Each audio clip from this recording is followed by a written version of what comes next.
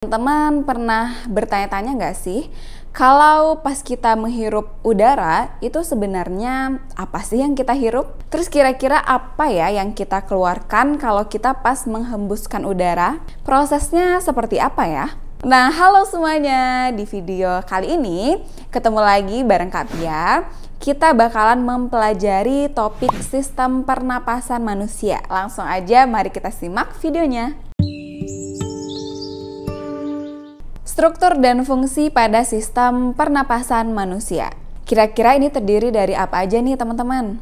Nah, itu terdiri dari hidung, fungsinya sebagai tempat masuk dan keluarnya udara pernapasan. Kemudian ada faring, persimpangan antara saluran napas dan juga saluran cerna. Kemudian ada laring, pangkal tenggorokan, ini tempat terdapatnya katup epiglotis namanya. Kemudian ada trakea, batang tenggorokan, ini fungsinya sebagai saluran pernapasan. Kemudian ada bronkus, cabang dari trakea. Nah, bronkus bercabang menuju paru-paru kanan dan kiri. Menjadi bronkiolus, di ujungnya ada alveolus sebagai tempat difusi gas pernapasan. Kemudian paru-paru, ini dilindungi oleh selaput yang disebut pleura. Paru-paru kanan lebih besar daripada paru-paru yang di sebelah kiri. Nah, ngomong-ngomong soal bernapas, ada kalanya kita bernapas lebih cepat dan ada kalanya juga kita bernapas lebih lambat.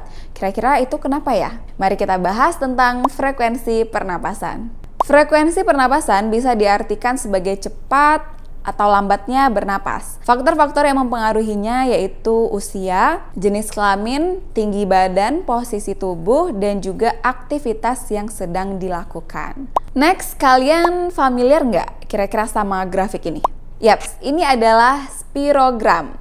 Grafik yang menunjukkan volume sama kapasitas paru-paru di manusia. Ada 4 macam volume paru-paru. Yang pertama ada volume tidal, yaitu volume udara ketika pernapasan normal. Lalu yang kedua ada namanya volume komplementer atau volume cadangan inspirasi. Nah, ini adalah volume udara yang masuk ketika inspirasi maksimal. Oke, yang ketiga ada volume suplementer atau volume cadangan ekspirasi. Nah, ini adalah volume udara yang keluar ketika ekspirasi maksimal. Yang keempat ada volume residu, yaitu volume udara yang tetap berada di dalam paru-paru. Lalu gimana sama kapasitas paru-paru? Nah, kapasitas paru-paru adalah penjumlah dari volume paru-paru. Ada 4 macam juga nih teman-teman.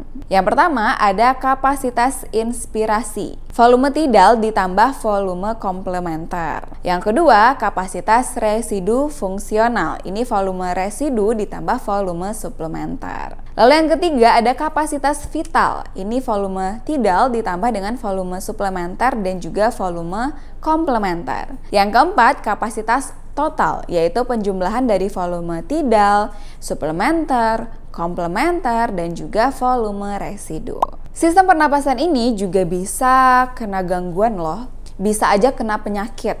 Nah, apa aja kira-kira penyakit yang bisa menyerang sistem pernapasan? Yang pertama ada namanya bronkitis. Radang pada bronkus karena infeksi bakteri atau virus, sehingga terjadi penumpukan lendir. Penderitanya mengalami batuk berdahak atau tuberkulosis ya atau TBC, terus munculnya bintil-bintil pada alveolus disebabkan oleh infeksi bakteri Mycobacterium tuberculosis. Penderitanya mengalami batuk berdarah, kemudian pneumonia, infeksi alveolus sehingga proses difusi gas terganggu. Alveolus ini akan penuh dengan cairan. Penderitanya kesulitan bernafas. Lalu kira-kira apa ya yang bisa kita lakukan nih buat mencegah penyakit-penyakit seperti tadi? Pasti pada nggak mau kan kena penyakit itu. Nah, yang bisa kita lakukan adalah yang pertama pastinya menghindari lingkungan yang tercemar, termasuk polutan berupa asap rokok. Kemudian kita mengonsumsi makanan sehat dan bergizi untuk menambah daya tahan tubuh. Dan juga berolahraga secara teratur.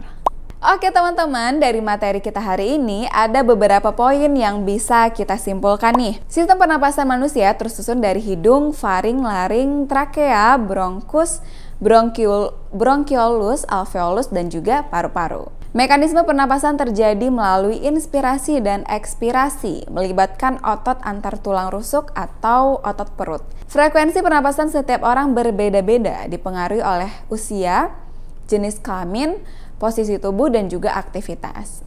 Volume pernapasan terdiri dari volume tidal, komplementer, suplementer, dan juga residu. Penyakit sistem pernapasan antara lain TBC, pneumonia, dan juga bronkitis. Upaya untuk kita mencegah dari penyakit pernapasan yaitu menghindari polutan, kemudian makan makanan yang bergizi, dan juga berolahraga secara teratur. Sampai di sini pasti udah paham kan sama materinya? Nah, Kak Pia udah siapin latihan soal buat kalian kerjakan. Penasaran gimana soal-soalnya? Yuk langsung aja dikerjakan soal berikut ini. Soal latihan nomor 1. Berapakah kapasitas vital paru-paru orang tersebut? Nomor 2. Manakah yang tepat mengenai keterkaitan faktor dan pengaruhnya terhadap frekuensi pernapasan manusia? Nomor 3.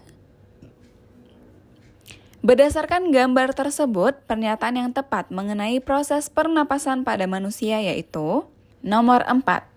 Tentukan pernyataan berikut ini benar atau salah. Itu tadi dia soal latihan pada materi kali ini. Mari yuk kita langsung aja cek jawaban dan pembahasannya.